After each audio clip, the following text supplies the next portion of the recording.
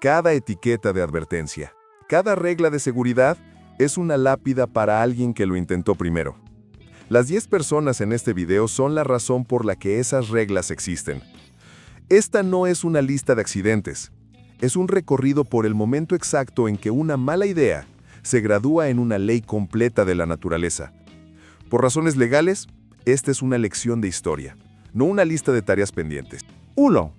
En las profundidades implacables y duras como el hierro de un invierno en la Sierra Madre Oriental, el chapuzón del oso polar es una tradición querida.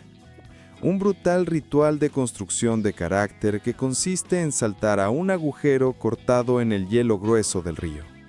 Para un hombre llamado Sergio, sin embargo, esta tradición se había vuelto blanda, engañosa, una sombra amigable para turistas de su antigua gloria.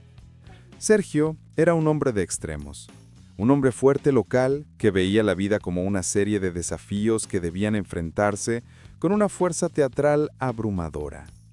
Anunció a su pequeño grupo de amigos que se habían reunido en la orilla congelada del río, con sus teléfonos grabando diligentemente, que iba a redefinir el chapuzón del oso polar.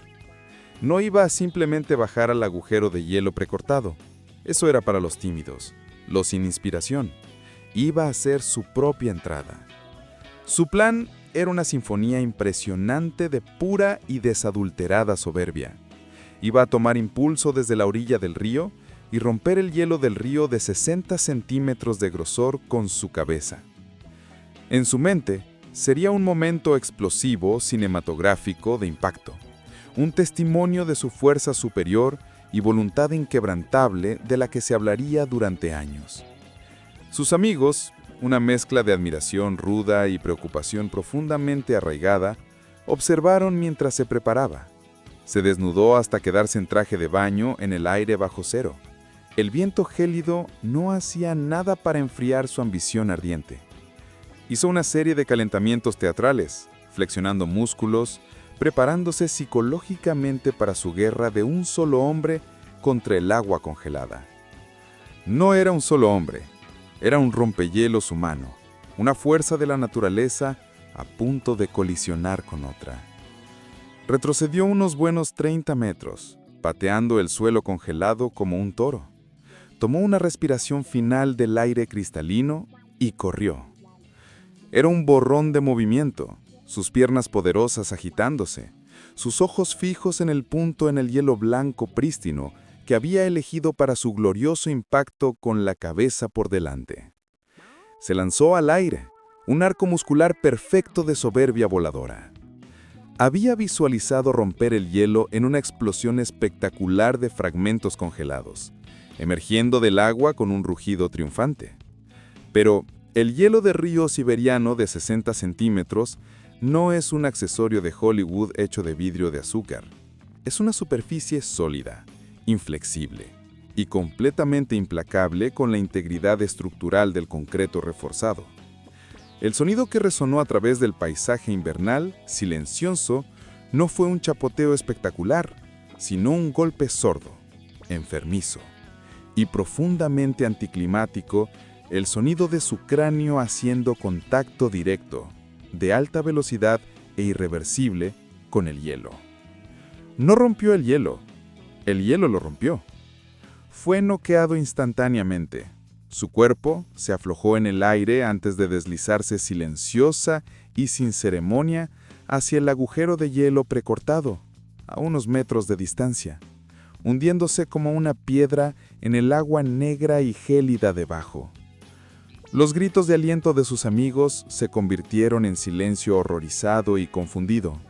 Su búsqueda de una entrada grandiosa y explosiva había terminado con la salida más silenciosa y permanente imaginable. 2. La Casa de Fraternidad Mexicana es un crisol único de energía juvenil. Un lugar donde los actos legendarios de genio cómico y los desastres que cambian la vida a menudo están separados por una sola decisión empapada en cerveza. En una de esas casas en la Universidad de Guadalajara, la mascota silenciosa del gremio era un pez dorado solitario y estoico llamado Capitán Fin, que presidía el caos desde su pequeña pecera de vidrio en la repisa de la chimenea. Para un estudiante de segundo año llamado Joaquín, un joven que había construido toda su identidad social en ser el tipo gracioso, el Capitán Fin no era una mascota, era un accesorio, una clave para la inmortalidad cómica. Durante una fiesta de sábado por la noche particularmente salvaje, alimentada por cerveza barata y el rugido ensordecedor de una multitud que gritaba, Joaquín decidió que era hora de revelar su obra maestra. Iba a realizar el último acto inolvidable de atrevimiento de Casa de Fraternidad. Iba a tragarse el pez dorado vivo. La idea, susurrada entre sus amigos, rápidamente se convirtió en un espectáculo completo. Se formó un círculo. Docenas de teléfonos se levantaron para grabar el evento para la posteridad de las redes sociales. Este era el escenario de Joaquín. Lo veía como una hazaña inofensiva, aunque asquerosa, de bravuconería. El pez era pequeño. Simplemente se deslizaría hacia abajo. Un breve momento de incomodidad para una eternidad de estatus legendario. Con el estilo teatral de una estrella de rock, sumergió su mano en la pecera, sacó al aterrorizado y aleteante Capitán Fin y lo levantó para que la multitud lo viera. Con una sonrisa triunfal final para las cámaras, arrojó al pez vivo que se retorcía en su boca, y con un trago teatral poderoso, tragó. Durante 30 segundos gloriosos, la broma fue un éxito aplastante. La multitud estalló con una mezcla de risa horrorizada y disgusto impresionado. Joaquín hizo una reverencia, un campeón victorioso de la absurdidad universitaria. Pero entonces la risa se le atragantó en la garganta. Una expresión extraña y confundida se extendió por su cara. Comenzó a toser, un sonido silencioso, desesperado y húmedo, que inmediatamente fue ahogado por la música de la fiesta. El pez dorado, una criatura luchando por su propia vida en un pánico desesperado sin oxígeno, no estaba en un simple viaje de ida a su estómago. En sus momentos finales frenéticos y desesperados, había encontrado su camino por el tubo equivocado.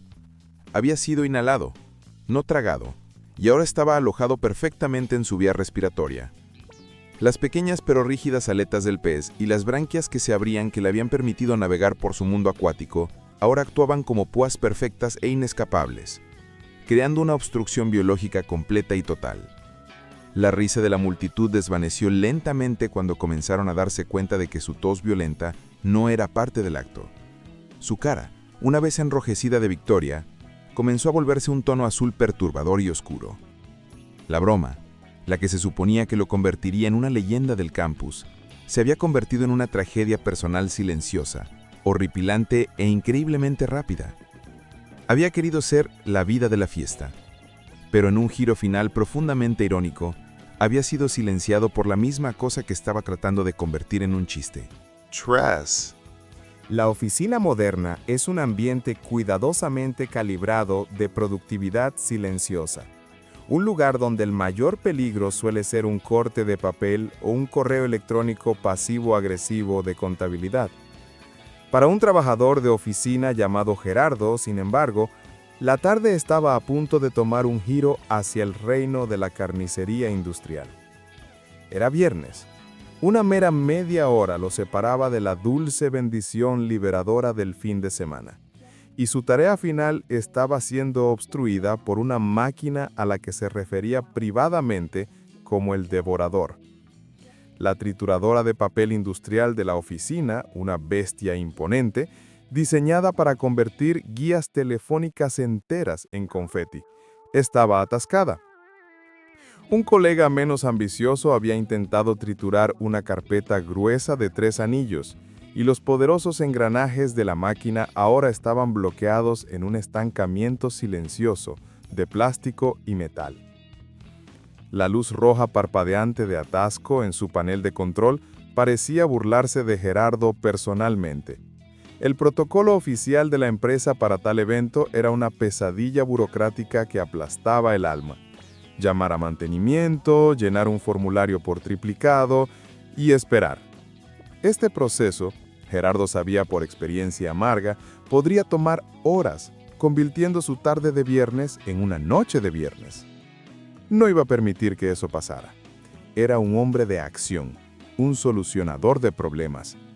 Su plan era simple, directo y nacido de un cóctel potente de impaciencia y una creencia profundamente arraigada de que era más inteligente que una máquina. Iba a limpiar el atasco a mano. En su mente la lógica era impecable. La máquina había dejado de moverse, por lo tanto estaba apagada, por lo tanto era segura. El paso más crítico en cualquier interacción con una pieza poderosa de maquinaria, desenchufarla físicamente de la fuente de energía, lo descartó como una formalidad tediosa e innecesaria para los demasiado cautelosos.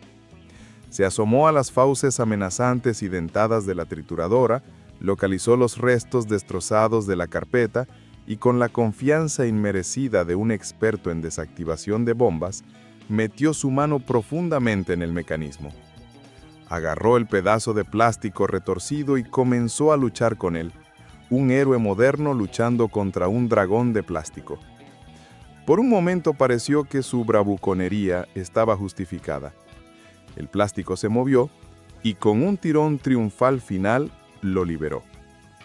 Fue en este momento exacto de victoria que, sin saberlo, activó la característica que hacía que la trituradora fuera tan despiadadamente eficiente, su sensor automático. El cerebro electrónico de la máquina, ya no sintiendo la resistencia de un atasco, hizo precisamente lo que estaba programado para hacer. Detectó un nuevo objeto suave y carnoso en su ranura de alimentación, la mano de Gerardo, y diligentemente e inmediatamente reactivó su motor poderoso de alto torque para tirar del nuevo objeto hacia adentro para su destrucción inmediata y total. No hubo rugido de advertencia, solo hubo un zumbido silencioso y eficiente mientras los rodillos de acero endurecido agarraron sus dedos con una fuerza imparable y aplastante. El tiempo para el arrepentimiento se midió en milisegundos. Había estado tan completamente enfocado en vencer al reloj, en liberarse para el fin de semana, que había olvidado la regla simple e inmutable del lugar de trabajo. La máquina siempre es más fuerte. Su atajo de 30 segundos a la libertad se había convertido en una fecha límite permanente, sangrienta y profundamente irónica, el viernes por la noche. 4. El gimnasio moderno es una catedral de automejoramiento, un lugar donde el hierro es religión y los récords personales son una forma de oración.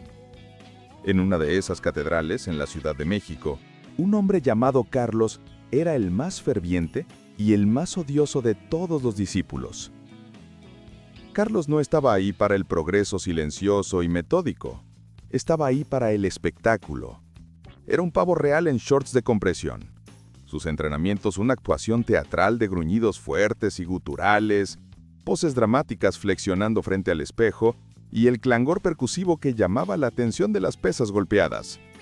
Su escenario favorito, su altar personal de Lego, era la máquina de prensa de piernas de 45 grados, un aparato masivo e intimidante de acero y cuero. En esta tarde particular, el gimnasio estaba bulliendo y algunas mujeres que estaba tratando de impresionar estaban haciendo ejercicio cerca. El escenario estaba listo. Carlos decidió que era hora de entregar una actuación para las edades. Iba a establecer un nuevo récord no oficial del gimnasio. Comenzó a cargar la máquina, no con un peso que desafiara sus músculos, sino con un peso que desafiara la integridad estructural misma de la máquina. Deslizó placa de 20 kilos tras placa de 20 kilos en el trineo. Cada una declaración clangorosa de su propia magnificencia percibida. La cargó con tanto peso, más de media tonelada, que otros usuarios del gimnasio dejaron sus propios entrenamientos para mirar. Una mezcla de asombro y curiosidad mórbida en sus caras. Pero su preparación aún no estaba completa. En un acto final y fatídico de soberbia pura y desadulterada, hizo una modificación crítica. Siempre se había quejado de que los topes de seguridad incorporados de la máquina, las barras de acero sólido diseñadas como la última línea de defensa entre el usuario y una falla catastrófica, eran una muleta para los débiles, que limitaban su rango completo de movimiento. Con un gruñido desdeñoso tiró de los pasadores y removió las barras de seguridad, arrojándolas a un lado. Ahora estaba trabajando sin red, un acto de cuerda floja de su propia creación. Se acomodó en el asiento acolchado de la máquina, las media tonelada de placas de hierro se cernían sobre él como una guillotina. Envolvió sus manos alrededor de las agarraderas, tomó una respiración teatral profunda, y con un rugido primario que reventaba venas y que resonó por todo el gimnasio, empujó. El trineo se movió 1 pulgada, luego 2, El peso imposible temblaba. Lo estaba haciendo. Era un dios de hierro. Pero mientras luchaba por completar esa primera repetición agonizante, su cuerpo, que estaba hecho de mera carne y hueso, no de ambición mitológica, comenzó a traicionarlo. Los tendones en sus rodillas se estiraron hasta su punto de ruptura absoluto. Gritaron en protesta y luego, con una finalidad silenciosa y enfermiza, se rindieron. No hubo un pop fuerte, solo una pérdida súbita y completa de todo poder. Las media toneladas de placas de hierro, ahora completamente sin apoyo por sus músculos fallidos, y más críticamente, por los topes de seguridad que había descartado tan arrogantemente, se desplomaron. La máquina que había usado como escenario para su ego no dudó. No redujo la velocidad. Simplemente obedeció las leyes implacables de la gravedad, convirtiendo su altar de triunfo en una tumba final aplastante y profundamente irónica de su propia creación. 5. En un zoológico extenso bañado por el sol en Guadalajara, un cuidador llamado Rafael era un hombre que creía que podía hablar el idioma de lo salvaje. Era conocido por su conexión casi mística y profundamente inquietante con la joya de la corona del zoológico, un magnífico tigre de Bengala de 225 kilos llamado Can. Rafael había estado ahí el día que nació Can, un cachorro ciego e indefenso, y había criado al tigre él mismo. A lo largo de los años, esta relación se había transformado en la mente de Rafael de una de manejador y su cargo a algo mucho más profundo. Realmente creía profundamente que compartían un vínculo de amor y entendimiento, una relación padre-hijo que trascendía el orden natural de las cosas. Veía a Can no como un depredador ápice, una máquina perfecta de matar forjada por millones de años de evolución, sino como su propio gato doméstico rayado, ligeramente sobredimensionado. Esta creencia lo llevó a tomar riesgos, a doblar y luego romper los protocolos de seguridad. Una práctica que emocionaba a los visitantes del zoológico, pero daba a sus colegas un terror constante de bajo grado. Una tarde sofocante, durante la hora de alimentación pública del zoológico, Rafael decidió que era hora de la validación pública definitiva de su vínculo especial. La multitud era grande, la atmósfera eléctrica y el ego de Rafael estaba volando. Mientras otro cuidador se preparaba para deslizar una losa masiva de 15 kilos de carne cruda en el recinto a través de un conducto seguro, Rafael hizo un anuncio impactante. Iba a entrar dentro de la jaula y darle un abrazo a Can mientras comía. La cara del otro cuidador se puso pálida. Le suplicó a Rafael recordándole la regla cardinal inquebrantable número 1 de manejar grandes felinos. Nunca, jamás, bajo ninguna circunstancia, interactúas con ellos mientras están alimentándose. Es un momento de instinto primario puro, un tiempo cuando todo entrenamiento, toda familiaridad es instantánea y completamente borrada por el imperativo crudo y sangriento de la matanza. Pero Rafael solo sonrió, una sonrisa serena, conocedora y profundamente condescendiente. «Él me conoce», dijo calmadamente. «Somos familia». Desatrancó la puerta pesada y entró. El tigre, que había estado intensamente enfocado en la carne que llegaba, levantó la vista, sus ojos amarillos registrando la presencia de Rafael. Rafael se acercó lentamente, sus brazos extendidos, su cara una máscara de amor sereno. Vio un momento de conexión entre especies a punto de desarrollarse. El tigre, sin embargo, vio algo muy, muy diferente. Vio a una criatura familiar de 2 patas, una criatura que asociaba con la entrega de comida, convenientemente envolviendo sus brazos suaves y carnosos alrededor de su cena. El cerebro del tigre no procesó esto como un abrazo, lo procesó como un desafío físico directo a su recurso más valioso. En un movimiento único, fluido y horriblemente silencioso, actuó. No hubo rugido, no hubo advertencia, simplemente cerró sus mandíbulas masivas que aplastan huesos. El grito colectivo de asombro de la multitud se convirtió en un grito colectivo de terror puro. La creencia profundamente arraigada de Rafael en un amor que podía conquistar la naturaleza, en un vínculo que podía domesticar lo salvaje, fue probada fatal y horriblemente incorrecta. 6. En un pequeño pueblo histórico en las montañas de Michoacán, un hombre llamado Klaus era alguien que sentía que había nacido en el siglo equivocado. era un entusiasta apasionado, casi fanáticamente dedicado a la historia medieval. Un hombre que veía el mundo moderno como una sombra pálida y poco interesante de un pasado glorioso y blindado. Su pasión estaba en magnífica exhibición durante el Festival Medieval Anual del pueblo. Mientras otros asistentes se contentaban con cascos baratos de plástico con cuernos y túnicas de poliéster, Klaus era un purista. Llegaba cada año vestido con una armadura gótica auténtica y completamente funcional del siglo XV. Era su obra maestra, un caparazón articulado y brillante de acero pulido martillado a mano que pesaba más de 36 kilos. Era una vista magnífica, aunque ligeramente cómica, clangoreando su camino por los terrenos del festival, una exhibición de museo viviente y respirante que insistía en pagar su quesadilla con moneda históricamente incorrecta. El día del festival, Klaus estaba en su elemento. Se deleitaba en la adoración de las multitudes, posaba para cientos de fotos y, más importante, se dedicaba al pasatiempo medieval más auténtico de todos: beber cantidades copiosas de cerveza oscura y fuerte. Todo el día bebió. Cada viaje a la carpa de cerveza, un emprendimiento lento, ponderoso y muy ruidoso. Mientras la noche caía y el festival terminaba, Klaus, ahora completa y totalmente intoxicado, comenzó su viaje lento, clangoriante e inestable a casa. Su sendero lo llevó a lo largo de las orillas de un pequeño río pintoresco que fluía a través del pueblo. En su estado ebrio y con armadura como estorbo, sus pesadas botas de acero soldado no fueron rival a una piedra resbalosa cubierta de musgo en la orilla del río. Perdió el equilibrio. No fue una caída dramática y agitada.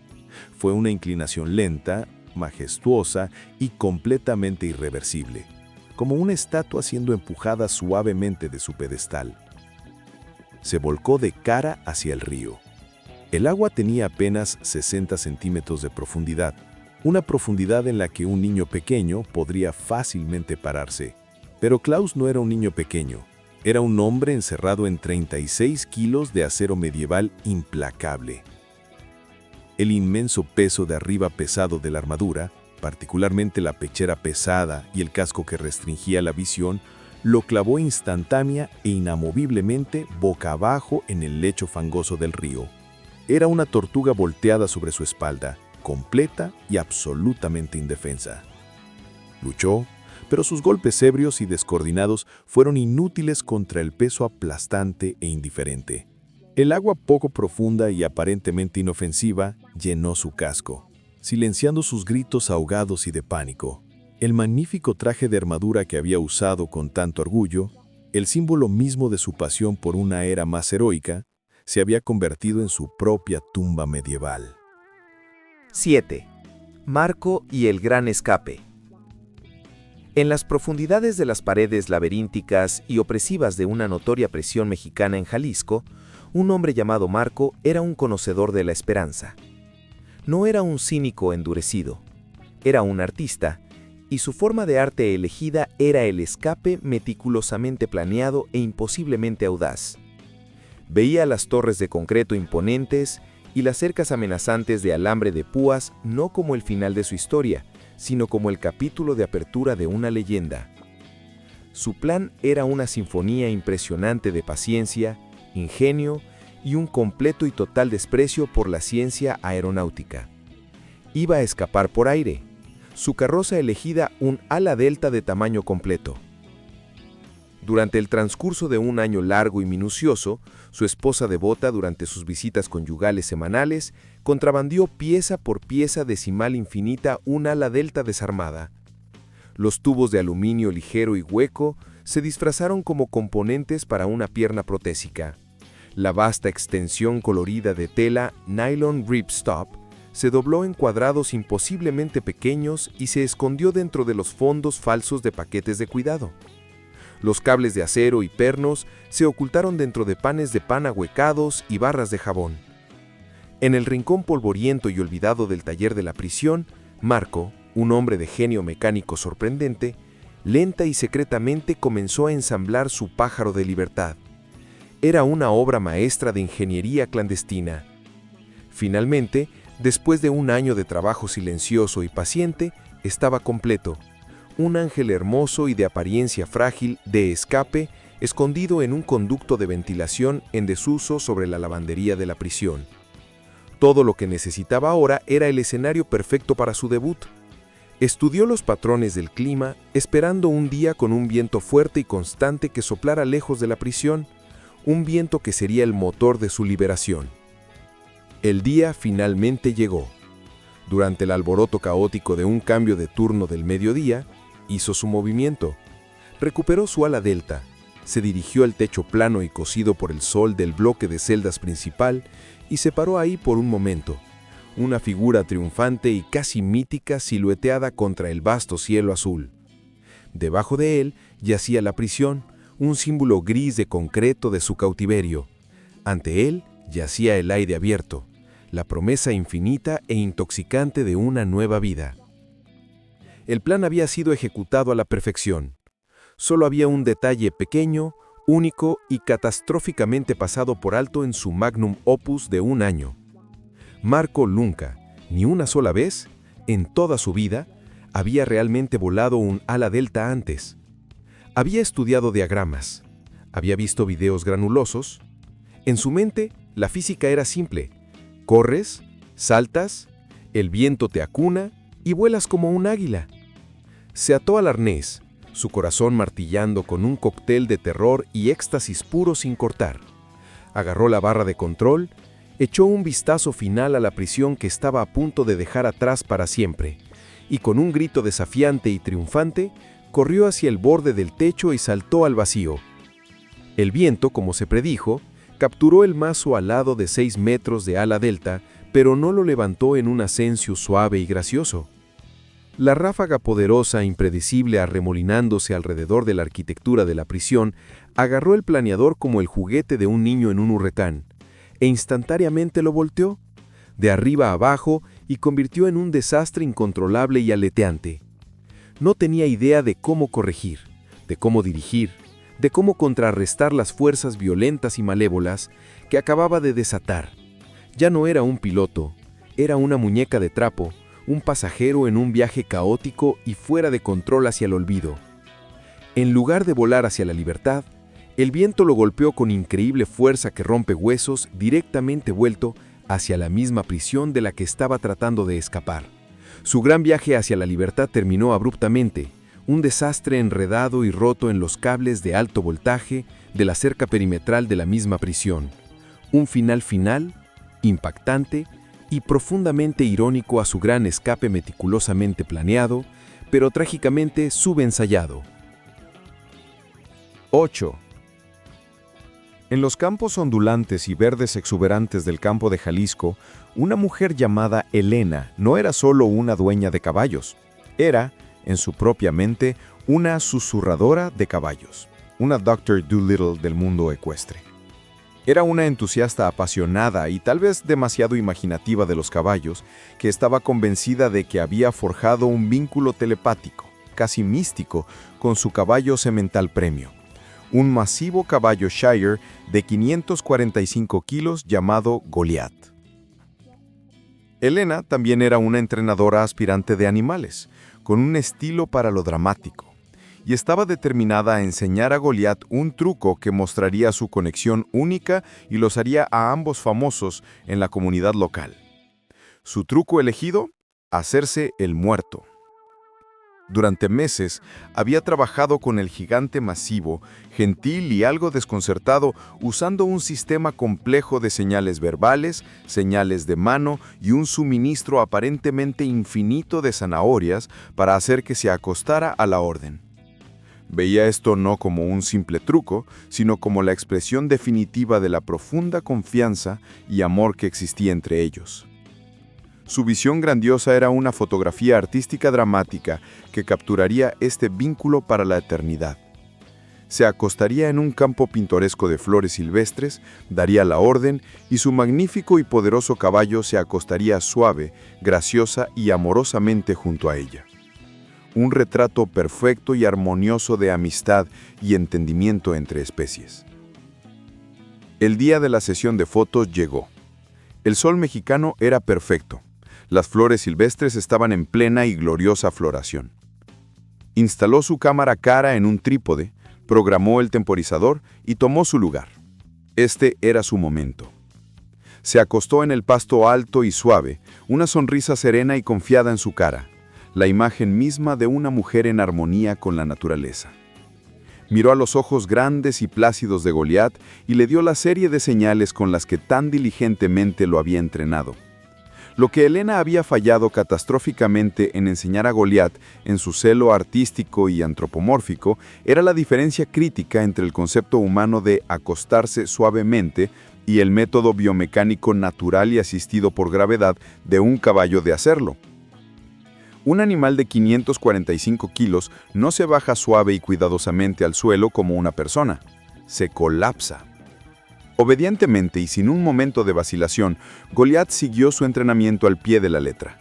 Dobló sus rodillas delanteras y luego, con la fuerza completa, sin mitigar y completamente inconsciente de la gravedad de su lado, simplemente se soltó, colapsando de lado con todo su peso colosal. Helena, acostada directamente en el camino de esta caída controlada de media tonelada, tuvo justo el tiempo suficiente para que su sonrisa serena se transformara en una máscara de pura realización horrorizada y finalmente final. Fue instantáneamente aplastada bajo el inmenso peso del mismo animal cuya confianza y gentileza estaba tratando de mostrar tan artísticamente. El caballo, habiendo realizado exitosamente su truco y ahora disfrutando de un buen descanso en un campo de flores, probablemente se quedó ahí pacíficamente, esperando la zanahoria y el elogio que nunca llegarían. La búsqueda de Helena para la foto dramática perfecta había tenido éxito, pero la imagen trágica final fue capturada no por su cámara, sino en los anales de tragedias profundamente irónicas y completamente evitables. 9. En una cantina de Puebla, dos amigos debatían sobre qué hueso humano era el más fuerte. Jaime insistía que el fémur, Estanislao que el cráneo. «Protege el cerebro, idiota», masculló Estanislao. «Tiene que ser el más fuerte». Cuando las palabras no lograron convencer a Jaime, Estanislao decidió una demostración práctica. «Te lo voy a probar», rugió. Se levantó y con una carrera dio un cabezazo contra la barra de acero con toda su fuerza. Un golpe metálico resonó por el bar silencioso.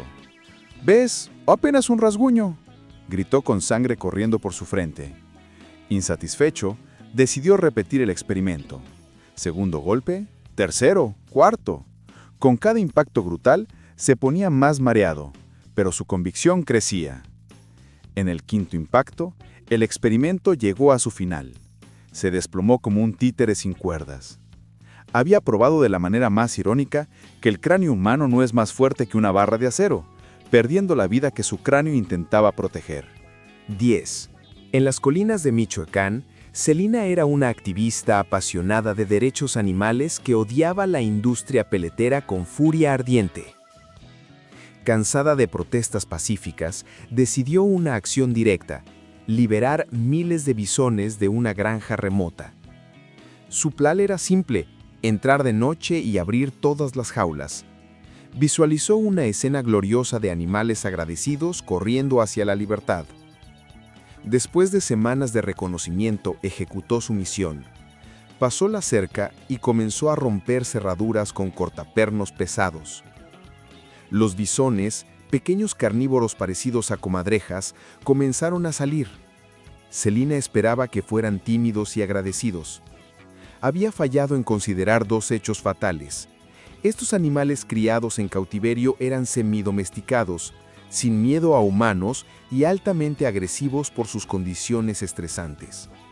Segundo, acababa de liberar miles de pequeños depredadores viciosos en un espacio confinado al mismo tiempo. El resultado no fue libertad ordenada, sino la creación instantánea de una turba hambrienta y caótica. Los bisones, agitados y territoriales, no corrieron al bosque. Se volvieron contra la única cosa de sangre caliente disponible: ella. Fue enjambrada por miles de pequeños dientes afilados como agujas. Su sueño romántico de ser liberadora se había convertido en pesadilla. Vino a salvar animales de un destino cruel, pero solo logró ofrecerse como su comida final e irónica.